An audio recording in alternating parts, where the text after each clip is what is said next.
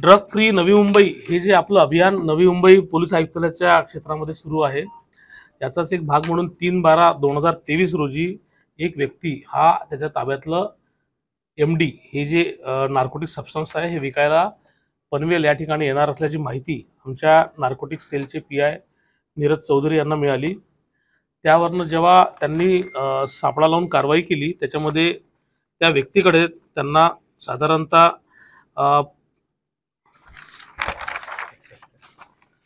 6,10,900 रुपये किमतीचा 61.9 ग्रॅम वजनाचा मेफॅड्रॉन हा अंमली पदार्थ मिळाला, ज्याचा गुन्हा जो आहे तो पनवेल शहर पोलीस स्टेशन या ठिकाणी दाखल करण्यात आला। त्यानंतर पुढे तपासामध्ये त्यांच्या असं लक्षात आलं की ही जी चेन आहे ती बदलापूर जिल्हा ठाणे व खालापूर खोपोली जिल्हा रायगड या ठिकाणपर्यंत जाते। खोपोली या ठिकाणची एक पेंटची जुनी कंपनी आहे, जी कंपनी बंद पडलेली होती, त्या कंपनीसोबत रेंट ॲग्रीमेंट एका आरोपीने केला आणि त्या ठिकाणी तो पेंट बनवणार आहे असं कारण सांगून कच्च्या मालापासून MD तयार करण्याचा कारखाना त्या ठिकाणी त्यांनी टाकला। त्या कारखान्यावरती नार्कोटिक सेल नवी मुंबई पोलिसांनी रेड केली। तिथून पुढची लिंक लागली खालापूर येथे एक फार्म हाऊस आहे, तो फार्म हाऊस सुद्धा आरोपींनी रेंटवरती घेतला होता। त्या ठिकाणी सुद्धा त्यांचं MD हे नार्कोटिक सबस्टन्स बनवण्याचं काम सुरू होतं, त्या ठिकाणी सुद्धा आपण रेड केली।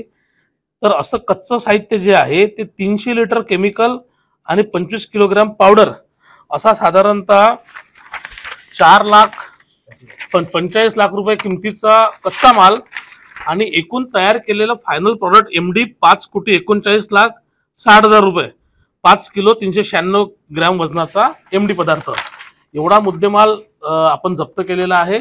याच्यामध्ये एकूण 6 आरोपींना अटक केलेली आहे। अटक केलेले सर्व आरोपी जे आहे ते फक्त 12वी पर्यंत क्वालिफाय आहे। त्यांनी कधी ते जेलमध्ये होते कुठल्या NDPSच्या गुन्ह्यामध्ये, तिथनं कधी इतर आरोपींच्या संपर्कात येऊन, कधी ऑनलाईन काही सेशन त्यांनी बघून MD नक्की बनतं कसं याचं ट्रेनिंग घेतलं। एक आरोपी जो आहे तो रेंट ॲग्रीमेंट करायचा, दुसरा आरोपी जो आहे तो त्याला कच्चा माल आणून द्यायचा, तिसरा आरोपी त्या कच्च्या मालापासून MDचा माल तयार करायचा, चौथा आरोपी तयार झालेला माल हा बाजारामध्ये पोचवायचा, पाचवा आरोपी तो पोचवलेला माल पुढे डिस्ट्रीब्यूट करायचा आणि 6वा आरोपी जो आहे तो कच्चा माल प्रोव्हाइड करणारा वेंडर होता। असे हे टोटल 6 आरोपी आहे, यांची मिळून चेन आहे। यामध्ये आणखी काही लोक सहभागी आहेत का किंवा अशा प्रकारचे कारखाने त्यांनी आणखी कुठे टाकलेले आहेत का याचा आपण शोध घेतोय। नागरिकांना मी असं आवाहन करतो की त्यांच्या परिसरात कुठेही नार्कोटिक सबस्टन्स जर विकण्याचा काही प्रसंग किंवा काही त्यांना निदर्शनास येत असेल तर त्यांनी इमिजिएटली नवी मुंबई पोलिसांना 112 वरती कॉन्टॅक्ट करून कळवावं।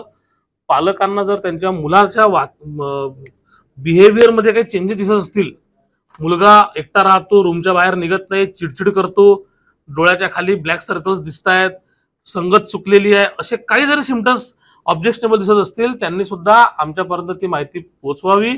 आपल्या आजूबाजूला जर बंद पडलेला फ्लॅट असेल किंवा कुठला कारखाना असेल, त्या ठिकाणी काही ॲक्टिव्हिटी कोणाची दिसत असेल तर त्याच्यावर बारकाईने लक्ष ठेवावं व त्याची सुद्धा माहिती जी आहे ती नवी मुंबई क्राईम ब्रांचला द्यावी। आम्ही येऊन ताबडतोब त्याची शहानिशा करू आणि ड्रग्स फ्री नवी मुंबई हे जे आमचं अभियान आहे हे आम्ही यशस्वीरित्या राबवू।